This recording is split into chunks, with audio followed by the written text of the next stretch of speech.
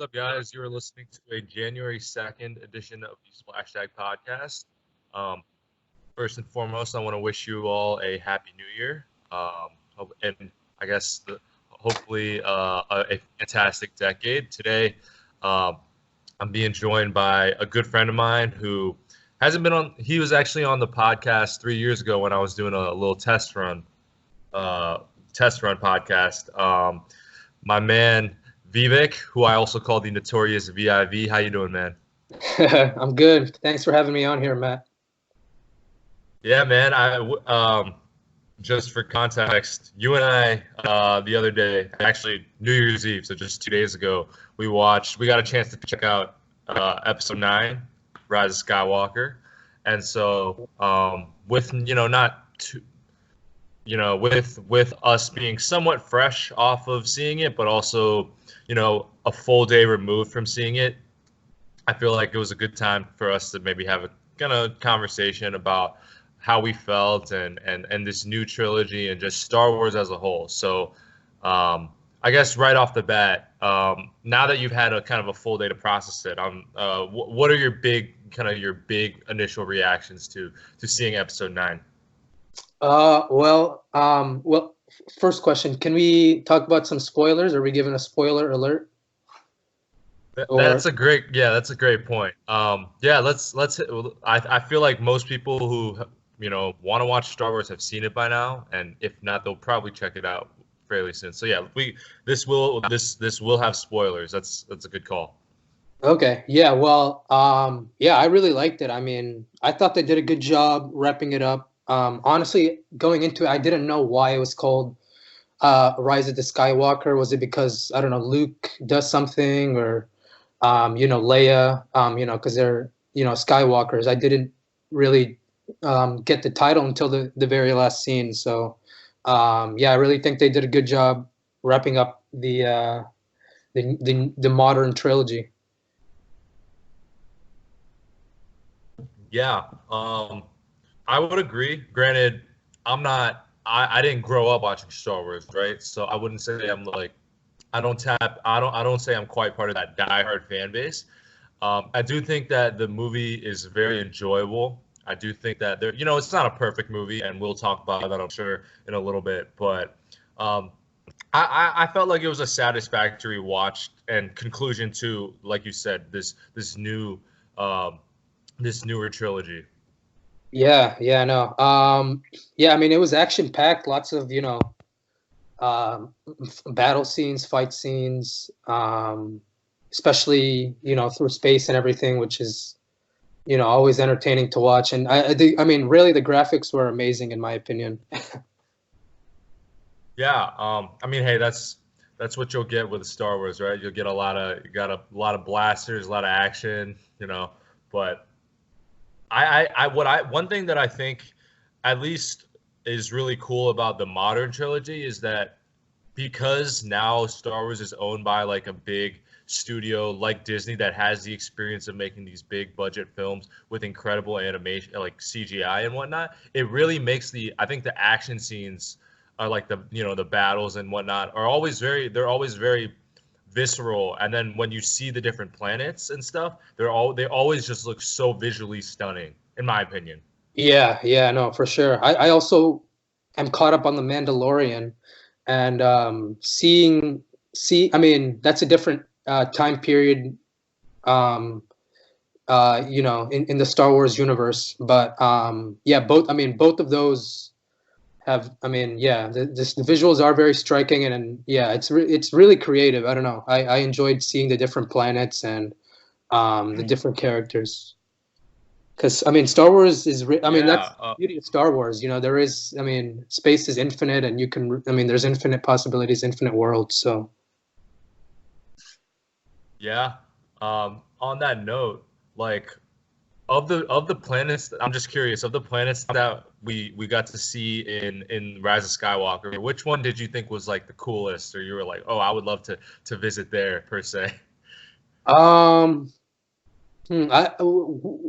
I forget what it's called, but the one that gets destroyed by the Star Destroyer first, and it's where they found Yes. Babu Frick or whatever his name is. Yeah. Oh, you're talking about Kajimi. Yeah, Kajimi. yeah, exactly. There we go. Yeah, yeah, yeah. Okay. Yeah. Yeah, like it looked like European. I thought. It reminded me of Sorry, like. Hello. sorry, you're breaking off. What's up? Can you hear me now? A little bit, a little bit. Okay, I was just saying Kajimi kind of reminded me of like a European city in Austria or something with the Ah. the snow capped rooftops and everything. It was yeah, I don't know. And then the whole city was like on a little mountain. It seemed like it was cool. Yeah. I hadn't thought of it that way, but yeah, They have to draw that's a good. inspiration from somewhere, I guess. But yeah, Yeah, yeah, exactly. Yeah. I mean, that crazy festival that was like reminiscent of Indian culture, in my opinion. yeah, no, it definitely. We had this conversation after we saw the movie. It reminded me. What was it? How do you say it? Holy, Holly? Holy, yeah, yeah. The festival of colors. Yeah, definitely. Yeah, definitely give me those vibes. Although the desert itself gave me more of like a, Middle Eastern, gave me like more of like a, maybe, yeah. Even honestly, even a little, like maybe like kind of like Sahara, that kind of yeah. vibe. Mhm. But no, the festival absolutely reminded me of, like you said, the a little bit of Indian culture, which I think is, like you said, they have to draw inspiration from somewhere. I Yeah. personally, I think that visually, the planet where the Death Star, the second Death Star, like crashed, the with all the waves and stuff, how it messed up the gravitational pull. I thought that visually that was a really cool planet to look at. Oh yeah, yeah. No, Just that like was the phenomenal. rising tides in like 10 different directions. Yeah. So you mentioned Babu Frick, who I thought was an incredibly I thought Babu Frick was honestly one of the funniest, one of the most lighthearted parts of the movie. My question to you is, which character did you feel like the most invested in, or like were you the most invested in as you were watching? Well, apart from Ray, um, I think I'm forgetting his name. The Poe, I think, really Oh, like emerged as a leader in that movie. Because in the beginning, he had that conversation with Princess Leia, and it seemed like he wasn't like fully there. But at the end, you see him really like kind of emerge as like a general, and they end up taking down the Final Order. So yeah. Um, Yeah, I mean, I think his growth in the whole trilogy is kind of like what you'd like to see out of people, which is where they start off thinking they're naive, cocky, thinking they can do it all, and then realizing that great leaders are not people that take all the matters into their own hands and think that they have the best ideas, and that great leaders are people that kind of bring together other people and kind of help art and create an environment that's conducive to generate the best possible idea in a group. So I think that's a really cool arc to see. Honestly, I wouldn't say this character was necessarily my favorite performance, but I did, it was very refreshing to me to see Lando oh back. I, yeah, I really like that character. yeah. The moment where they get jammed up by the stormtroopers, and then there's a guy in a mask that like stops the stormtroopers and then helps them. Immediately I was like, oh, that's gotta be Mr. Calrissian. Yeah, yeah. No, it was good to. I mean, they had characters from even the original trilogy, which was great. Yeah, like the Han Solo appearance, like even though it wasn't like him physically, like it was more of a memory. I thought really that was really cool, and then obviously Luke shows up as a Force ghost. Yoda, you hear Yoda's voice. You hear Anakin and Samuel L. Jackson's voices as well. Um, Yeah. a lot of different Jedi and whatnot, and then And the what's it called? That flashback scene where it's young Luke and young Leia doing like the Jedi training when Leia realizes she doesn't want to be a Jedi. Yeah. Also thought that was really cool. So I definitely think the movie definitely plays on a lot of like nostalgia and like callback, but at the Hmm. end of the day, it's Star Wars, so I feel like if there wasn't that, people would be upset, you know? Yeah, no, for sure. I think one of the great things about Star Wars is that it's multi-generational, and you know, Yeah, we have parents that have seen it, and you know, even grandparents, and it's just kind of a whole universe that we've all you know, grown to fall in love with, and it's continuing to yeah, expand too. Like as I said, through the yeah, Mandalorian with and things like that. through the Mandalorian. So before I don't want to be too much of a downer, but having a full day to process what we've seen, and then also I did a little bit of reading, listening to a couple reviews and whatnot.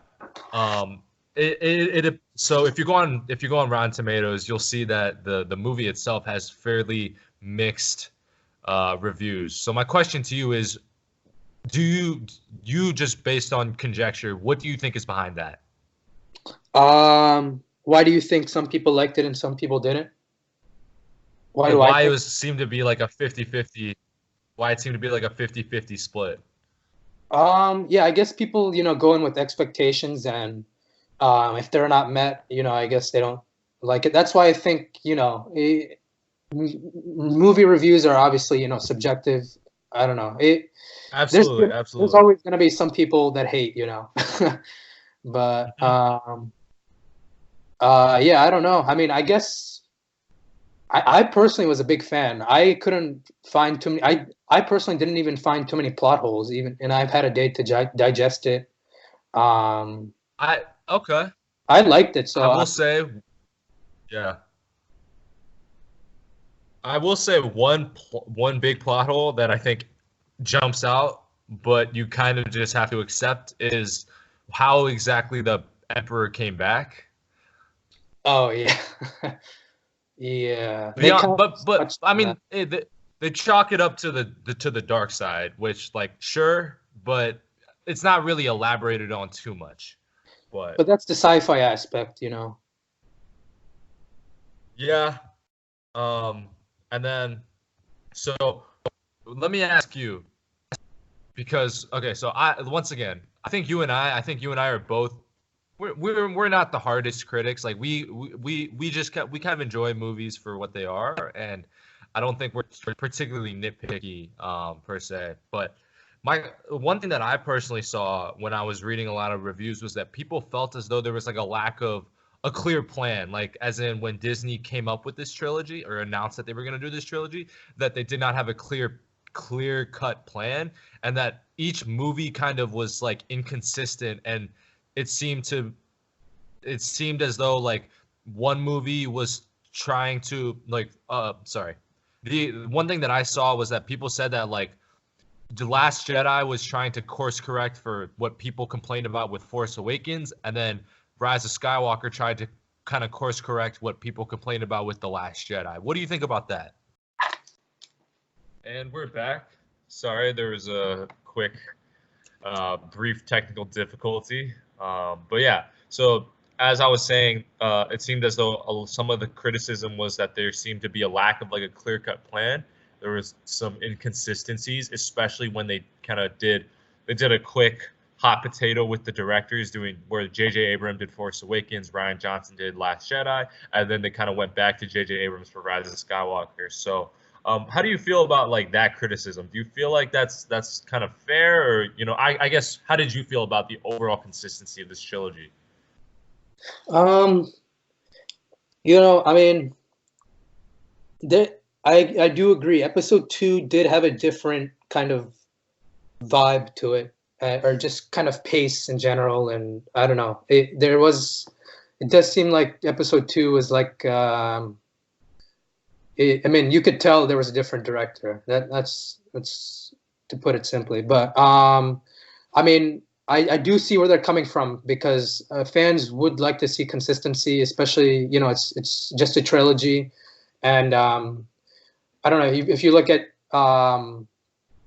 other like big movie franchises like Harry Potter. That's one of my favorites. They had different directors. They switched a bunch of times, I'm pretty sure. David Yates at one point, and there was a different one in the beginning also. Yeah, I mean, it happens, and obviously you want to see, a consistent directing style, but I do see how J.J. Abrams, kind of tried to bring, over, like, compensate for what happened in episode 2 a little bit. Yeah, I would agree. Like, I know there's a lot of like divisiveness regarding Last Jedi.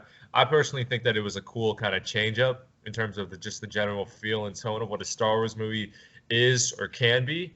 But I definitely can understand why like a lot of people feel as though there's like an inconsistency. And like you said, it's tough when you're switching people with different visions and different styles. I guess I think a couple inconsistent, or not even inconsistencies, but I think one thing I noticed was that parts of this movie seem to be trying to like negate stuff from The Last Jedi. I think the big one being like Rey's parent or Rey's like, yeah, Rey's parent like heritage, right? Right.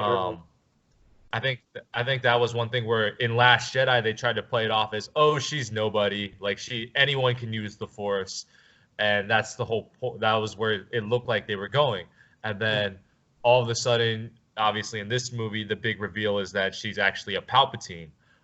So I think that there was, things like that. Yeah. Once again, it doesn't take away from the movie for me personally, but I can see why maybe some really hardcore fans might be a little upset about that. And speaking of Rey being a Palpatine, how much did that surprise you? Because I'll start by saying, in the theater, I was like, whoa, I thought that she might have been a Skywalker, but I never thought she was a Palpatine. But then in hindsight, like looking back on some of the breadcrumbs left in previous movies, this is something that they actually kind of could reasonably say that was like consistent, because in Last Jedi, when she's training with Luke, she immediately sees the darkness, and she's always been so incredibly powerful and whatnot. So what do you think about that whole reveal? Yeah. I mean, yeah, I really didn't see it coming either. First of all, I didn't even know Palpatine still existed. So, well, I guess he didn't. He had a son, I think, a Yeah. while ago, I guess. But Yeah. yeah. Yeah, I mean, they have a very strange concept of family, I'll tell you that. But yeah, I mean, I did not see it coming, and like in the end, when she decides that she chose her identity, I think hopefully that resonates with some fans, because at the end, I mean, even though you're born into a bad family per se, you can still kind of write your own destiny. So I guess I like that. I like that aspect of it. But I like that as well. Yeah. Yeah. because Kind of like Luke said, some things are bigger than blood. yeah, for sure. So I guess they made up for it in Um, that aspect. But yeah, I mean, yeah, I guess in the second movie they were just kind of make you think she was a no one, just to kind of build up the suspense for this reveal, because I'm sure they probably had this planned out. But yeah, I don't know. They got me on that. and then it makes sense why she's always kind of been connected to Kylo. Yep. Yeah. Like in hindsight, now that you know this, it makes sense why she's always had that kind of weird connection with Kylos. That soulmate / Speaking of force that, connection. yeah, no. Speaking of that connection, though, I really like the scene where she's talking to, like, she's in front of the Emperor, and then she's clearly like doing the connect. She's having that force connection with Kylo, and she like kind of drops him a lightsaber. Yeah. I think that scene is that moment. That moment I think is really cool because then it makes you realize why Luke told. Okay, maybe Luke didn't know, but it makes it all that much cooler that Luke told her to bring both lightsabers to what's it called, Exegol. Yeah, I didn't realize that till after. But yeah, I think it's interesting because they've been connected since the first movie, it seems, right? I think it started Well, in it the started. Last Jedi. I mean, they definitely they obviously encountered one another and then became familiar with one another in the first. But the first time they started to have those like force conversations, let's call them, I Yeah, think was Last Jedi. yeah. Okay, that's right. Um, well, to be honest, they've had a mysterious relationship, and to see it finally like end in him sacrificing himself for her and a kiss was kind of crazy to me. Yeah, and uh and the moment where they're like fighting on the what's let's call it the Death Star planet. Hmm. And then Leia connects to Kylo, and then when Rey damages, I don't think she killed him, but she really hurt him. And Yeah. then there's that moment where she realizes Leia. She pauses and she says, "Oh my," she says Leia, and then she like heals him. I think that's another really cool moment that really shows that these people, all these very these force sensitive people, they really are all kind of connected. Mhm. Um, Yeah. Speaking of Inter- Leia, yeah, go ahead. yeah, I really the concept of the Force is super interesting to me because it's like interdimensional, and it passes the boundaries of time and space. You know what I mean? Yeah. Do you let me ask you, and this I was not expecting to ask you this, but do you think that there's like aspects of the Force that you see in in like religion, like as in like like a supernatural just like a connection that supersedes like just a physical presence, if that makes sense? Yeah, I do think the Force could kind of represent faith, or Fate.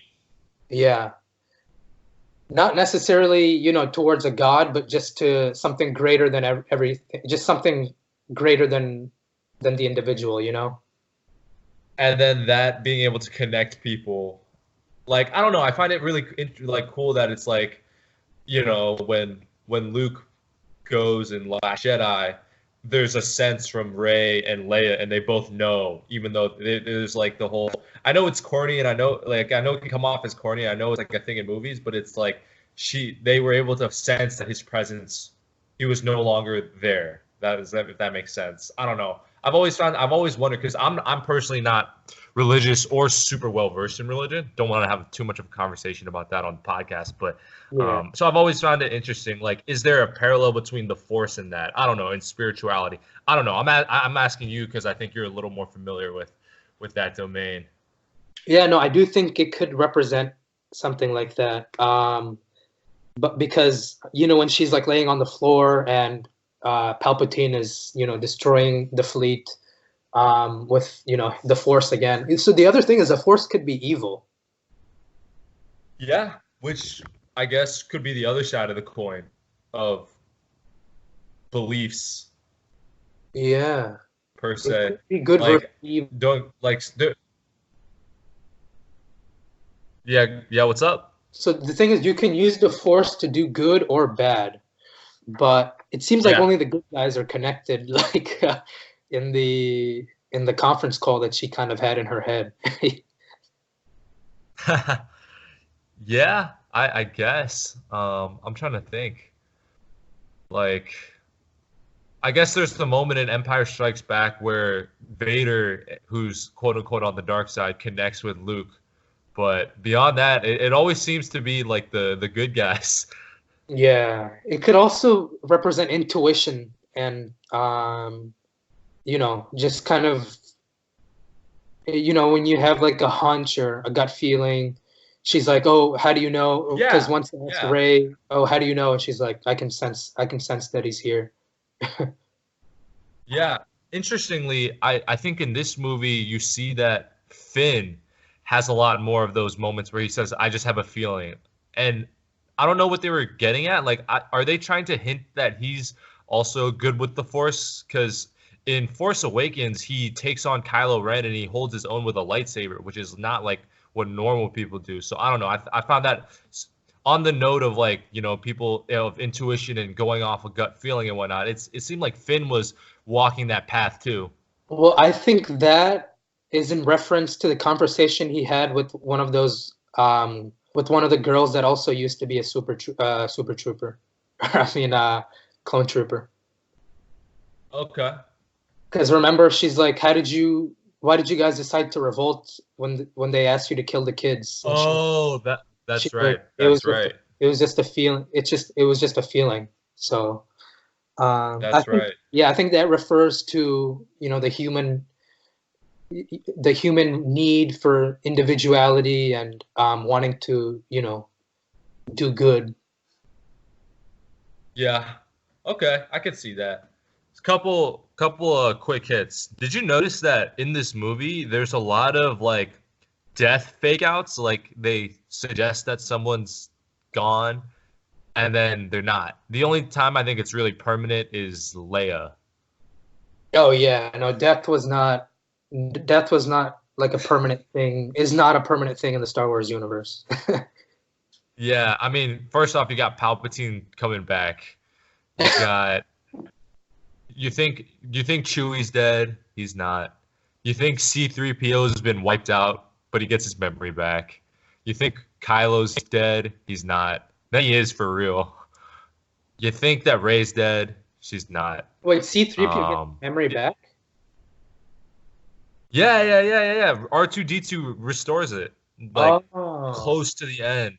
Yeah. He restores it close to the end. After, remember, R2 has that conversation with C3PO when his memory's wiped, and he says, "Hey, I feel like if you were my best friend, you would know. I would know you." And then all this, and then that's when R2D2 restores the memory. yeah. Never underestimate a droid. Yeah. I honestly, I thought C3PO might have been one of the stars of the movie. Oh Like I man. thought he was obviously he was very useful, but I also thought him and Babu Frick probably brought the best humor. Oh, yeah, it was nice to have some comic relief with them. Yeah. Another quick hit. What do you think Finn's secret was? What did he need to tell Ray? Are we ever gonna find out? Ooh, I mean, I do think it's like, you know, a crush. You Because think so? it could be, but it seems like he and that other girl, who's you, Might have connected. yeah, yeah, but yeah, I don't Yeah, know. I don't know. I don't really know, but I'm assuming it could try be admitting I like you, but then again, he does have that other Asian girl that he kind of has a thing for. From Last Jedi, yeah. Yeah. Yeah, no, I wonder, I feel like that's gonna be the source of like a million fan theories. I don't think they're ever gonna clarify or answer the question. Considering it looks like they're done with the main saga. Do you think so? I'd hope so. I really think I don't know. I think some things should just end, you know, but obviously things don't work that way because, you know, people, you know, it's a business at the end of the day, so I don't know. Yeah. I don't know. They could keep Uh, expanding, but yeah, I'm not I sure. think I mean, yeah, it would take a lot to convince fans of being on board with like a whole new light side versus dark side trilogy, considering we've seen it twice, three times if you want to count the prequels. And what are you gonna do? Make a second emperor? Like, I don't know. I feel like that might be kind of hard. But I guess this is a good segue to our next topic. I do think that there's still a lot of rich storytelling to be told in the Star Wars universe. Notably, right now, I'd say The Mandalorian, which you mentioned you had already finished. Yep. Yeah. Yeah. I mean, that's the beauty of Star Wars. You can't. I mean, infinite possibilities. That's why it's so Yeah, creative, so out of this world, and I think that's what appealed. That's what has appealed to people for generations. And yeah, yeah, I don't know. As far as this main story plot goes, I mean, so Palpatine's gone, the Final Order's gone, everyone blows up in the end. Well, what else? What else is there of the dark side? I mean, even Kylo's gone.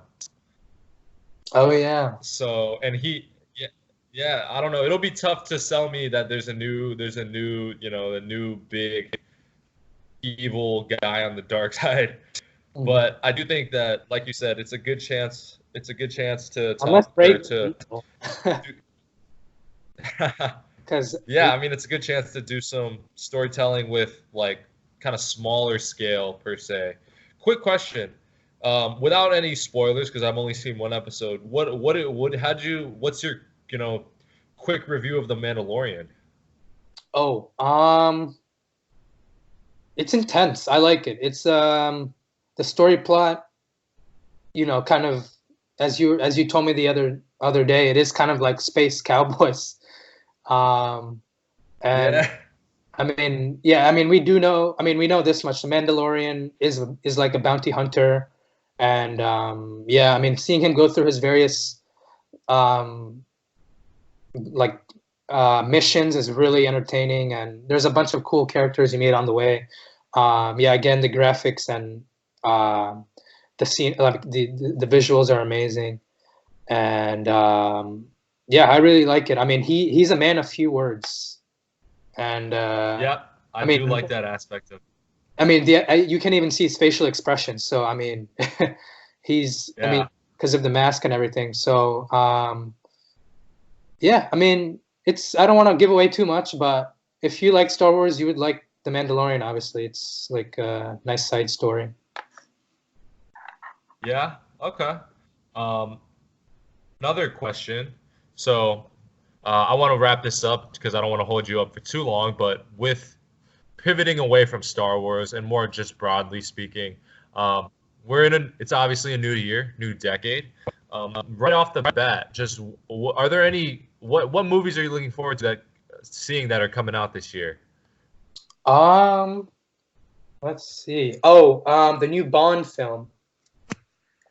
Yes. Okay. I was gonna hit on that. Yep. The new Bond film. Because my girl Ana de Armas is in it. Yo, you're gonna love if you like Anna de Armas, you're gonna love Knives Out. That's a movie I gotta see. Unfortunately, they didn't. Yeah. They, there were only like a couple seats in the front available when me and my family went. Oh, Yeah, yeah, dude, I love that movie. I actually did a review of like a quick thoughts summary of it on my podcast, but I love that movie. That is one of my favorites.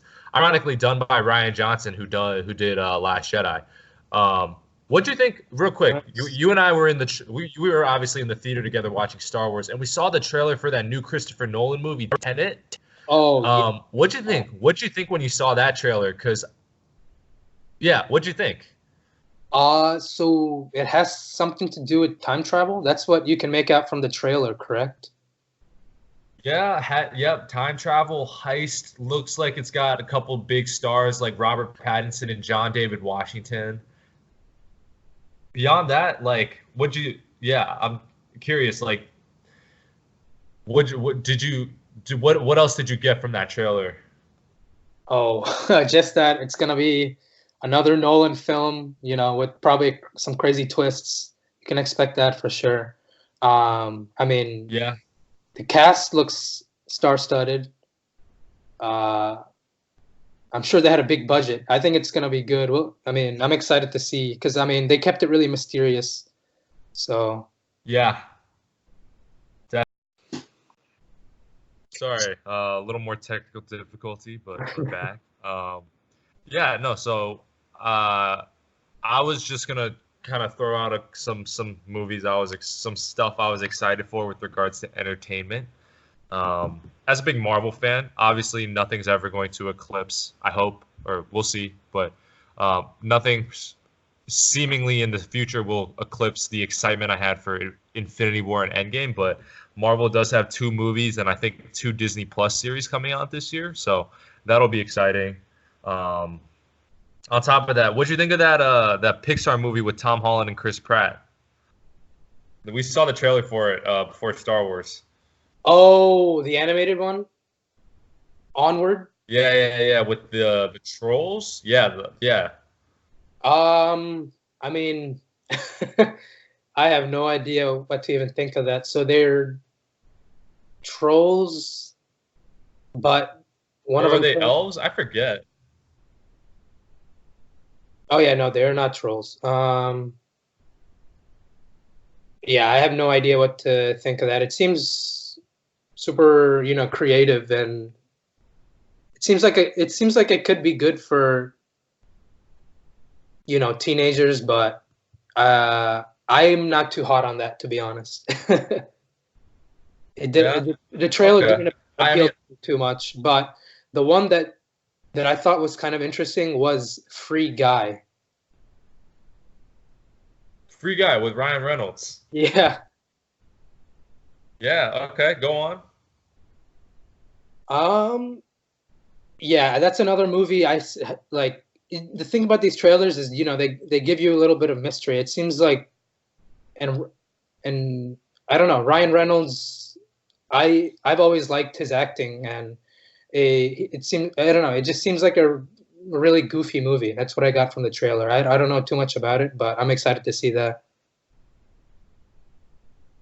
Okay.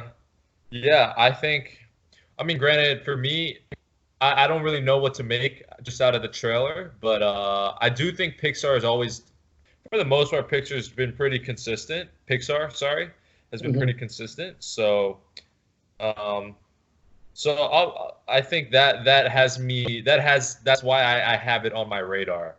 Yeah. On top of that, Robert Downey Jr. This is actually coming out this month. He's gonna be in his first role since Iron Man, and it's produced by his own studio. It's with Universal, but it's like his production company. So curious to see what Downey's up to post Marvel. Yeah, he's a great actor. Yeah, and then yeah, he's fantastic. Love that guy. And then trying to think, there's going to be a live action Mulan. Granted, I think the live action Mulan is going to be kind of like, it's probably the plot points and everything is probably going to be beat for beat the same as the animated. But that said, it'll be cool. I think it'll be cool to get a little more Asian American actors on like in a big movie that'll be seen by millions of people. So I think that'll be cool. Yeah, no, it is, like, I guess it's supposed to portray ancient China, but I'm curious to see how they just portray, the culture in general, and also there's like a bit of magic, in that too, just like how there is in Onward. It seems like people like the sci-fi supernatural aspect these days in movies. Yeah, and then I'm just taking a look. There's gonna be a new Wonder Woman. We'll see. I think that'll be good. We'll see how it turns out. But what have you seen Top Gun? I have seen the first one. Yeah, it's a classic, and honestly, I'm not too happy there's a sequel, but we'll see how they do with it. I mean, Tom Cruise still looks great, even though God knows how old he is. So we'll see. Yeah, yeah. So yeah, the reason I ask is because I actually haven't seen Top Gun, and I've obviously heard about it. It's been referenced. It's been talked about by like many people. It's even in music, like Yeah, like there's Yeah, references to it in hip hop and stuff, but I'm just curious, like, what'd you think of that trailer? it looked good. I mean, obviously the technology is better now, so I think we'll see a little bit of a, obviously a more modern take on Top Gun and the Air Force, and uh, flying, and everything will be, very cool to watch. That's what I got from the trailer. It seemed really intense. Also, didn't give away too much about the plot either. Yeah, So yeah, I don't know too much about what to yeah, expect, but yeah. Also, real quick, I guess we can close on this. I know you and I, we both really like Denis Villeneuve. We've really enjoyed a lot of his movies: Arrival, Prisoners, Blade Runner 2049. Enemy, just to name a few. You know he's sure. coming out with a new movie this year. Really? He's yeah, Dune. Oh, right. It's also It's a gonna remake, right? it's gonna have yeah, and this cast is absolutely star-studded. It has the guy that plays Poe Dameron. It has the actor for Thanos. It has Batista and Zendaya. Whoa. Wow, it's a stacked cast. So And that's coming out in December. So we gotta wait almost the whole year, but I definitely think that that's something that you'll really like. Yeah, I know nothing about Dune, but I just know how much you like sci-fi, and that this director I know you and I both really like. So so he also did Blade Runner 2049, right? yep, yep, one of my favorite sci-fi of all time. But that's a sequel to Blade Runner, the original, whereas this one is going to be just a Yeah, readaptation, a correct? remake, a readaptation. Yeah, looks like it. I don't even know what Dune is if I'm being honest, but I know it's gonna be like a remake slash adapt re adapt or adaptation. Hmm. Yeah, Yeah, no, cool. that seems Well, like a big budget film to definitely keep on the lookout for. yeah, but yeah. So it's a new year. Hopefully it's a good one for all the listeners and you as well, Vivek. I think that's a good time to wrap up. Kind of a good conversation point to end on. So I just want to thank you once again for taking the time to be on my podcast, man. It's this has been it's been long overdue, but I'm glad we did it, buddy. Yeah, man, it was a pleasure. Thanks for having me on here. And yeah, you too Yeah, have a great last semester in college, and thank yeah, you, and touch. yeah, thank you. And I also want to thank the listeners for listening. If you haven't done so already, please, it would be great if you subscribed on whatever platform you listen to: Apple Podcasts, SoundCloud, Spotify, YouTube, and we'll catch you soon. Thanks for listening once again.